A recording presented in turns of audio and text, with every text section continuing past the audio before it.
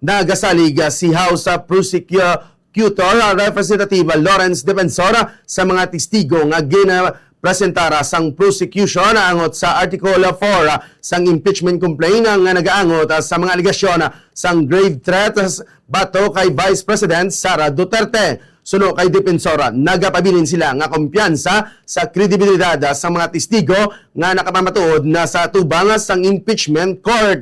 Ginapabutyaga maniya nga bisana pa ang ilang mga witness sulit-sulit nga pamangkuton sa tion nga cross-examination ang ilang mga payag hindi magbago. Suno sa iya, nagapabilin nga solid ang testimonya sa ilang mga testigo bangod wala sa iban pa nga genpresentar ang mga ini kundi ang kamaturan sa impeachment court.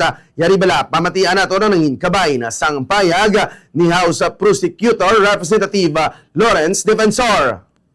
Maidagdag ko lang kanina, kahit 2, 3 at 4 na oras mong i-cross-examine ang aming testigo, wala kang mapipiga sa testigong nagsasabi ng totoo at walang tinatago.